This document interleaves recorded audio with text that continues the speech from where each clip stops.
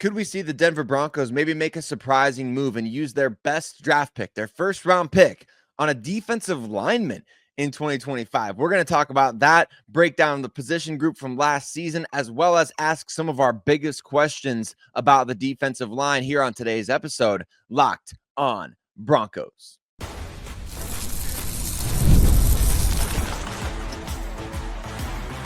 You are Locked on Broncos, your daily Denver Broncos podcast. Part of the Locked on Podcast Network, your team every day. It's definitely not the position group that everybody thinks of when you bring up, hey, what's the biggest need the Broncos will have to address in 2025? The defensive line doesn't often come up, but you know what? You always have one eye on the future. And when we look at the Denver Broncos situation on the roster right now, if you keep an eye on the future, it might make a lot of sense for this team to go after a defensive lineman very early, maybe in the first round of the 2025 NFL draft. We're going to talk about that on today's show. We're going to talk about their best free agent, DJ Jones. Is he going to be coming back? One of the team's best run defenders, hitting unrestricted free agency this offseason. Broncos might try to bring him back, but will they be able to? And then the defensive line room from 2024. This was a unit that was arguably the worst on the team in 2023, became one of the best on this team, maybe in the NFL in 2024. A huge turnaround for this defensive line unit. We're talking all about it today on this episode, Locked on Broncos. My name is Sayre Bedinger, co-host of the Locked on Broncos podcast here, as well as the site expert at predominantlyorange.com. And I'm excited to let you know that today's episode is brought to you by our friends at LinkedIn. LinkedIn Jobs helps you find the qualified candidates that you want to talk to faster. Post your job for free at linkedin.com/LockedOnNFL. Terms and conditions apply. And Broncos Country, man, we talk about this defensive line group from 2024. Zach Allen leading the way. John Franklin Myers coming in and providing a boost that I don't know that anybody necessarily expected. I mean, you remember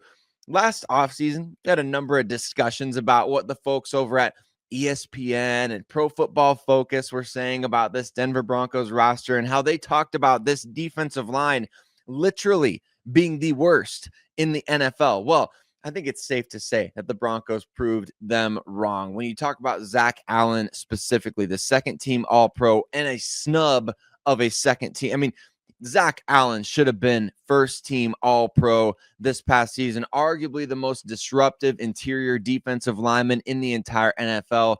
Quarterback hit after quarterback hit, obviously had the season of his life for the Denver Broncos. When you look at, I mean, my goodness, 8.5 sacks, 40 quarterback hits, had a safety, remember early in the season, 15 tackles for loss, which was second on the team behind just Nick Bonito this past season. And what Zach Allen does that goes so under the radar is he plays almost every snap on the defensive side of the ball. And I say that, you know, with the caveat that obviously he doesn't play literally every snap. When you look at his snap count from this past season, however, I mean, he's out there the majority of the time, 964 snaps, 89% of the defensive snaps there for Vance Joseph. And that is a career high for Zach Allen. I mean, when you're talking about a defensive lineman, especially on the interior, who's playing nearly 1,000 snaps, even with 17 games in a season, like that is rare in today's NFL. And Zach Allen is putting up these numbers with double teams coming his way. Other than Nick Bonito, obviously the most double teamed player on the entire roster for the Denver Broncos when it comes to edge guys, when it comes to interior defensive linemen, like Zach Allen is that guy. I'm very surprised that with 40 quarterback hits and 8.5 sacks, obviously he does 61 total tackles, 15 tackles for loss, so many pressures on top of that. Let me show you right now. Hit the pressures for Zach Allen. Let me look this up. We go to the advanced stats over here at Pro Football Reference. 47 pressures. Now, get this. Zach Allen's previous career high in total pressures, 27. That was last year for the Denver Broncos. 47 pressures. I mean, he played over 900 snaps last year too, folks. So Zach Allen is one of the premier defensive linemen in the NFL. And we're going to ask one of the biggest questions for 2025 coming up here in a little bit on the show. Will the Broncos extend him? But I think it's a little bit of a no-brainer, and we'll talk about that. behind Zach Allen on the defensive line. And I say behind what John Franklin Myers did for the Denver Broncos this past year after coming over in a trade with the Jets, which was essentially a, hey, do you want John Franklin Myers? Here, have him. It was a 2026 sixth round pick or something like that. A crazy trade that you don't really see for a player of this caliber, but the Jets were looking to dump salary. And even though they apparently had this disdain for Sean Payton, they're still willing to do a deal with George Payton. And maybe that's why George Payton is so crucial for this Denver Broncos team, because the Broncos got John Franklin Myers in a total salary dump trade with the Jets. And then he redid his contract to come to Denver. So 7 sacks, 18 quarterback hits, 40 total tackles, 8 tackles for loss. It was a great, great year for John Franklin Myers on the defensive line. And without, I mean, if you discount what Zach Allen did, if you take that out of the picture, like what John Franklin Myers put together this past season would be one of the best years that we've seen from an interior defensive lineman in Denver in quite some time. And that would include some of the better years that Draymond Jones had with the team. So John Franklin Myers and Zach Allen taking those steps together this past season elevated this Denver defense, which led the NFL in sacks, obviously. And you can't forget guys like Malcolm Roach, who came in as a free agent from the New Orleans Saints. He was one of the guys that Pro Football Focus actually quite liked last offseason when you talk about he had one of the best run stuff rates in the NFL. Well, he came to Denver, had another outstanding season, 43 tackles, 8 quarterback hits, 5 tackles for loss, 2.5 sacks. He played really well. And George Payton, the general manager, even said like he might have been our best offseason addition, right? So Malcolm Roach was a great pickup for the Broncos. DJ Jones didn't play as many snaps this year, and we'll talk a lot about Jones on today's episode of the show, but 42 total tackles, 3 quarterback hits, a sack, a tackle for loss. Not huge production there in terms of what DJ Jones brought to the table, but he's still, when you watch the tape, when you watch him, you break down his snaps, man, he provides a lot per snap. And the Broncos got a lot of guys involved on the defensive line this past season. Jordan Jackson, he played in all 17 games, 17 tackles, a couple of quarterback hits, had his first NFL sack as well. Ioma Uwazurike, he played in 4 games this past year and had half a sack. So a lot of guys getting involved on the defensive line for the Denver Broncos. And the great news is the majority of these guys are coming back in 2025. Like everybody but DJ Jones is under contract. And so you're bringing back Zach Allen. You're bringing back John Franklin Myers, Malcolm Roach. You're bringing back Jordan Jackson, Ioma Uwazurike.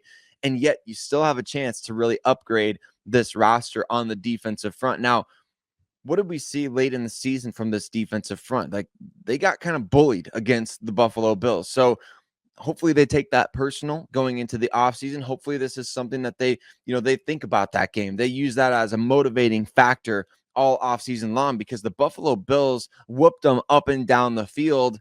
And the Broncos elite pass rush could not get much of a pass rush against Josh Allen there in the playoffs. And so that leads us into kind of the questions for 2025, right? Like, how big of a need is the defensive line going forward? Will DJ Jones, the team's top unrestricted free agent on the defensive line, be coming back? We're going to be breaking that down as well as a lot more here on today's episode, Locked On Broncos.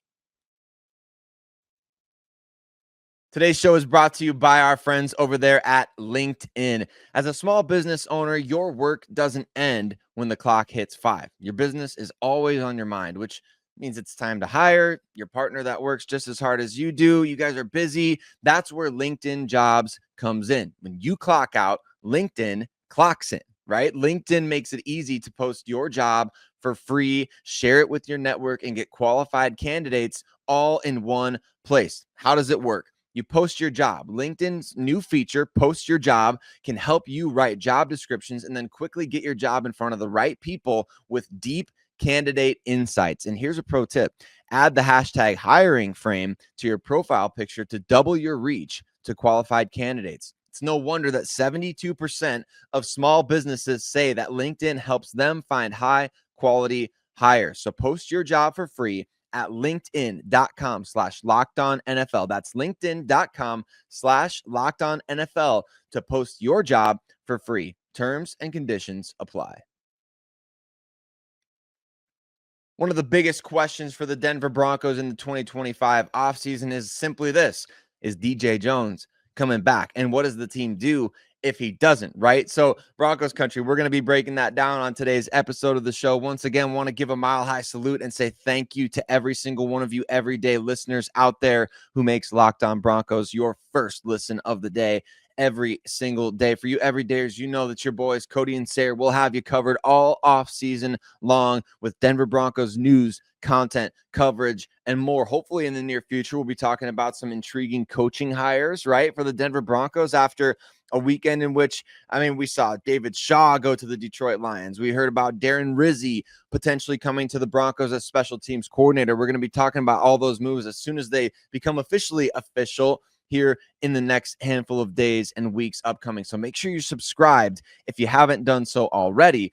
And you're going to want to be subscribed to find out what's going to be going down with DJ Jones this offseason, because Jones is one of the Broncos' top unrestricted free agents in 2025. They took care of a lot of their own guys during the season. When you talk about Garrett Bowles, you talk about Quinn Miners, you talk about Pat Surtain, and then obviously a number of others who were going to be potential free agents in the next year or two.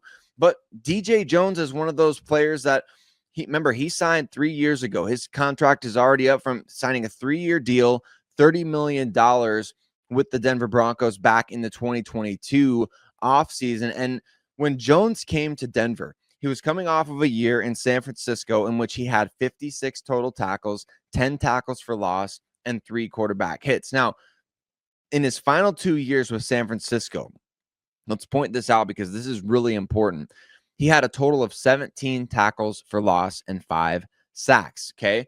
17 tackles for loss and 5 sacks in his last 2 years in San Francisco, 2020 and 2021.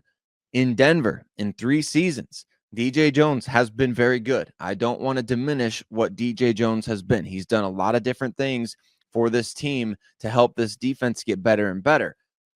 9 tackles for loss, 5 total sacks in 3 seasons for the Denver Broncos. And he has grown a bit as a pass rusher, okay?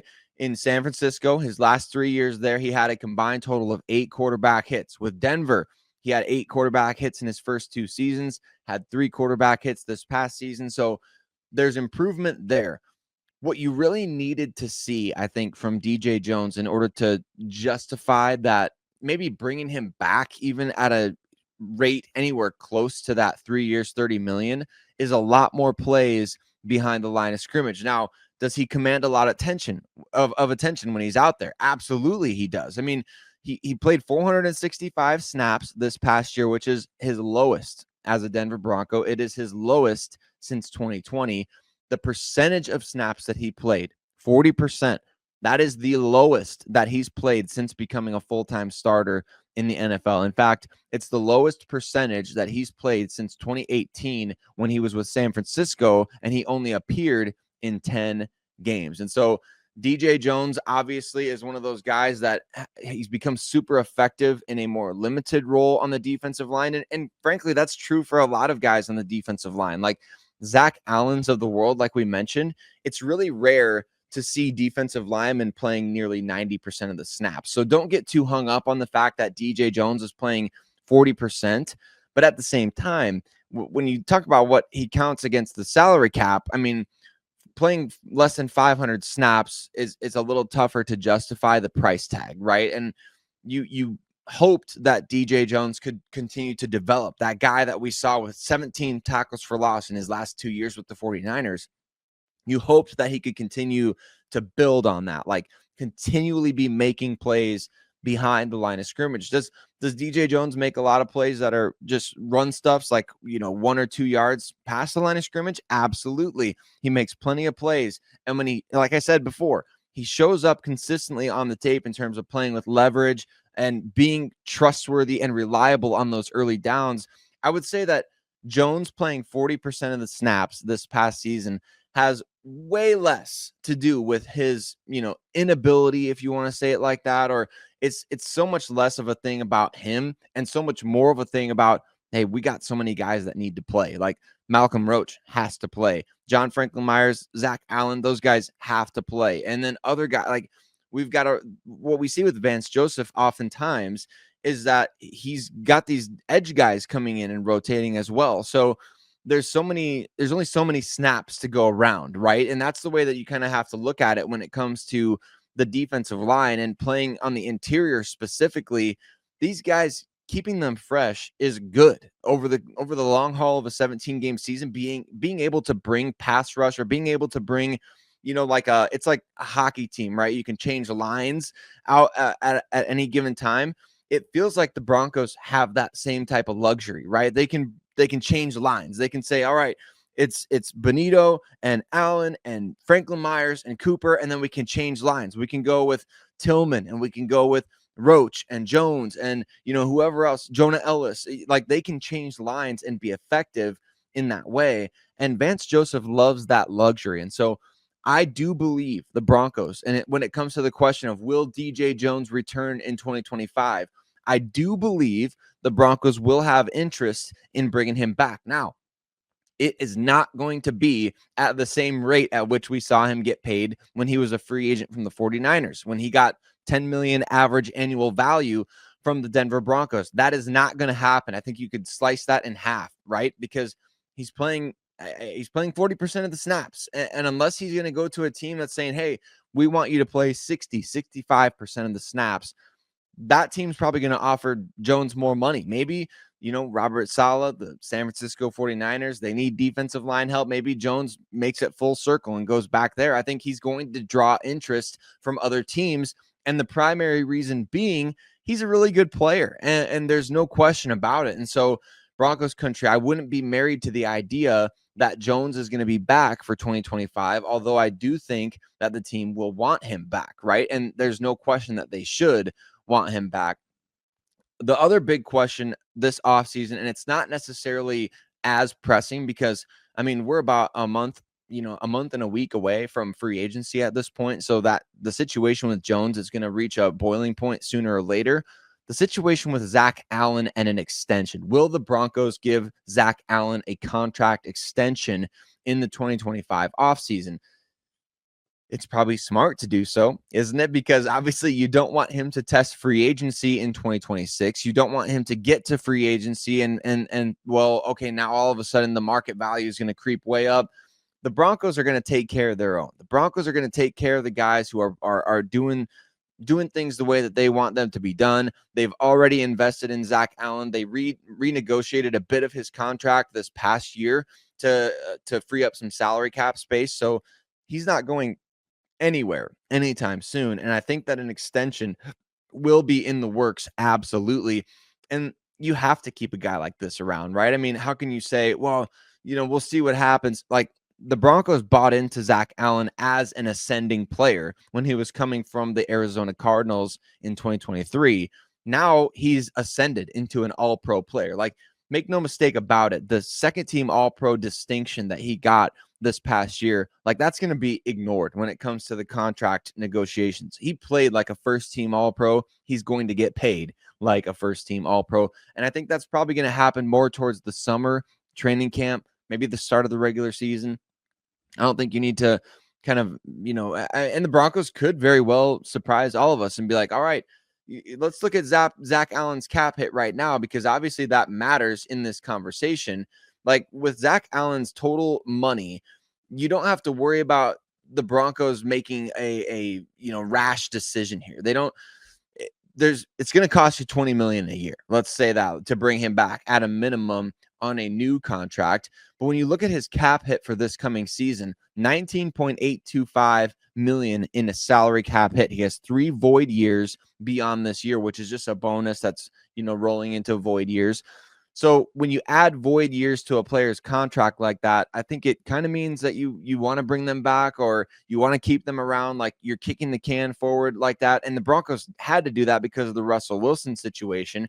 But the Broncos could substantially reduce Zach Allen's cap hit in 2025 by extending him anytime in the near future, right? And so last year they converted 14.125 million, according to SpotTrack, into a salary cap signing bonus, and that cleared over 11 million in cap space for the Broncos. And so this team's giving him additional guaranteed money. Like, they want him around, they believe in him. I do think an extension is going to happen. And look, if they have big plans for free agency, you've got the cash, the ownership group. Like, who cares about the cash? Go ahead and give Allen the extension now and clear the cap space and go ahead and free yourself up for even more options in free agency. But Broncos country, when it comes to the defensive line, it's not just about the guys that are on the roster or DJ Jones who might be leaving.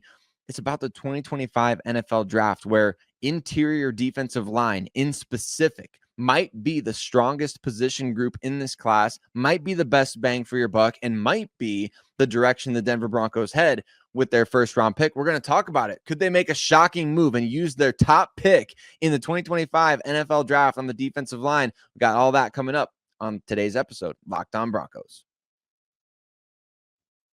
Today's episode, Locked On Broncos, is brought to you by PrizePicks. Hey, the big game is almost here, and there's no better way to make it even more exciting than it already is than with PrizePicks, the best place for daily fantasy sports. With over 10 million members and billions in winnings awarded, PrizePicks makes it fun and simple to get in on the action. And here's how it works. All you do, you pick more or less on at least two players' projections. And if you're right, you could win up to 1,000 times your cash. PrizePicks even has a free pick for the big game, where Patrick Mahomes only needs to throw 1 yard to win. So you can pair that with one more correct pick, and you're cashing out, right?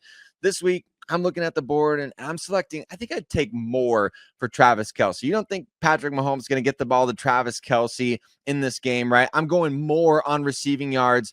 And I'd say, you know what? People are a little low on Jalen Hurts. I'd be taking the more on Jalen Hurts passing yardage in this game. Feel like he's going to get A.J. Brown and Devontae Smith involved heavily. And what I love most about PrizePicks, fast, safe withdrawals. When you win, your cash is in your account in as little as 15 minutes. Check out the promos tab to tail any of the super sweet Millie winners big game lineups. And if you tail a lineup that goes 3 for 3, you can win a split of $1 million in promo funds. Download the app today and use code LOCKEDONNFL to get $50 instantly after you play your first $5 lineup. That's code LOCKEDONNFL for $50 instantly after you play your first $5 lineup.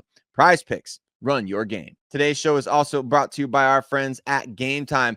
Are you looking for tickets for your next big event? Maybe some last minute tickets to the big game next week? Whether it's a concert, a comedy show, a sports game. Hey, finding the right ticket at the right price, it can be a headache. We all know this, but with Gametime Picks, it's never been easier. Let me tell you how it works. With Gametime Picks, the app does all the hard work for you, right? It curates the best deals so that you don't have to waste time searching through endless ticket listings. And my favorite thing, you don't have to wonder what it's going to look like from your seat. That's always been my favorite situation when it comes to the Gametime app, is that you can see the seat that you're going to sit in or that you want to sit in before you even hit buy. It's very reassuring. And the best part with Gametime, you're covered with Gametime's lowest price guarantee. So if you find a better deal somewhere else, I mean, they'll refund 110% of the difference. Plus, your tickets are guaranteed to be delivered on time with easy cancellation options if anything comes up. Ready to make your next event even better? Download the Gametime app, create an account, and use code LOCKEDONNFL for $20 off your first purchase. Terms apply. Again, that's code LOCKEDONNFL for $20 off. Download Gametime today. Last minute tickets, lowest price, guaranteed. We're jumping into the fourth quarter of today's episode, Broncos Country, and just want to say one more time, thank you so much for making us your first listen of the day every single day. If you haven't done so already, hit subscribe wherever you listen to podcasts, as well as jump over to YouTube, hit subscribe over there, get us in your YouTube algorithm so you don't miss a single episode of Locked On Broncos this offseason.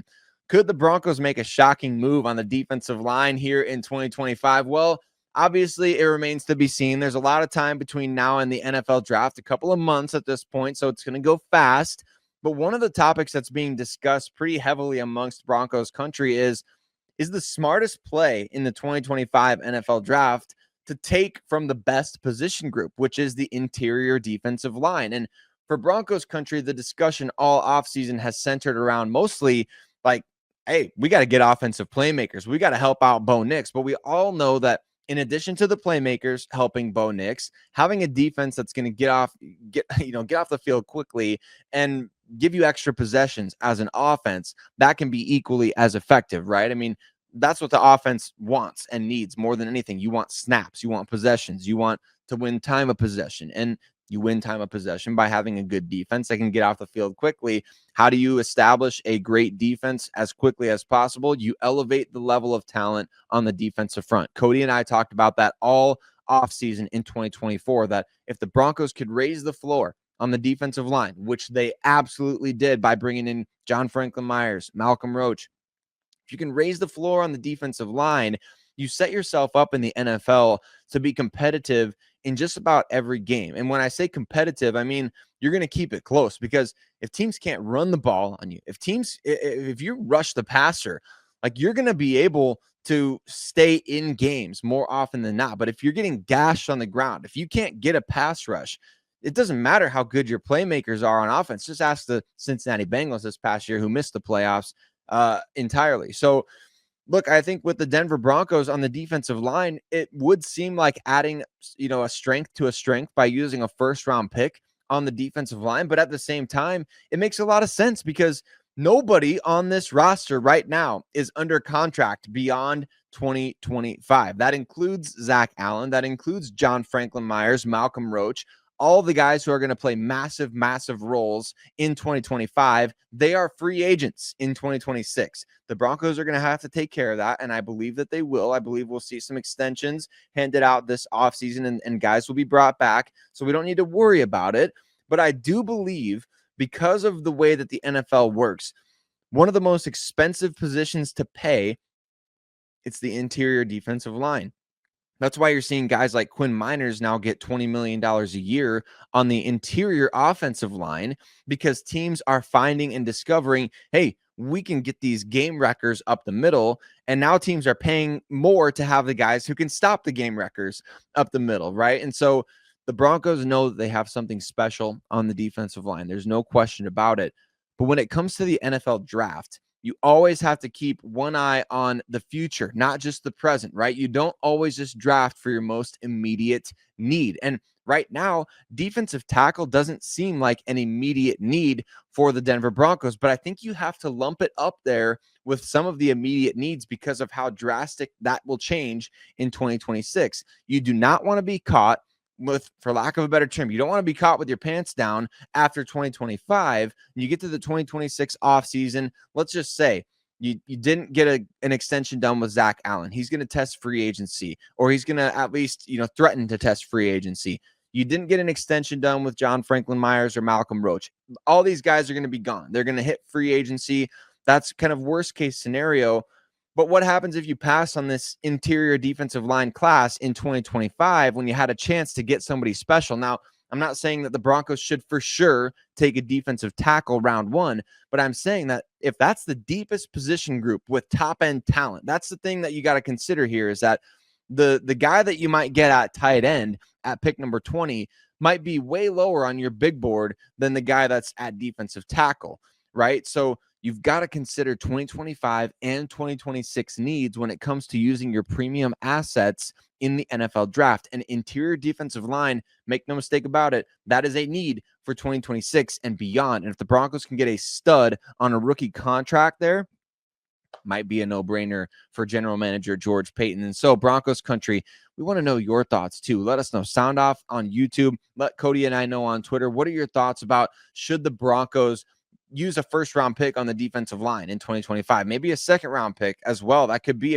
maybe that's the situation, right? Is that the guy who maybe has a late first, early second-round grade for the Broncos falls to their pick in round 2, and you just can't pass on him like they did with Jonah Ellis last year at the edge position, even though that wasn't an immediate position area of need. You saw a guy that was just high on your board. You had to have him at a premium position. And interior defensive line, it's a premium position in today's NFL in terms of the way guys are getting paid. But Broncos Country, we appreciate you so much for tuning in to today's episode. Cody and I are going to be talking about defensive backs on tomorrow's episode of the show. And of course, we'll be breaking down any breaking news that comes about for the Denver Broncos. Maybe we'll talk a little bit about Pat Surtain's comments about playing wide receiver, doing a little bit of what Travis Hunter is probably about to do coming into the NFL. Could be fun to see a package of plays or two. And we know Sean Payton, he's the Mad Hatter out there. He will do weird stuff. And so you never know. But Broncos Country, we appreciate you so much for your first or second listen of the day. Go check out Locked On NFL. We got great stuff going on over there. And definitely can't wait to see you on tomorrow's episode of the show. Mile High Salute. We'll see you soon.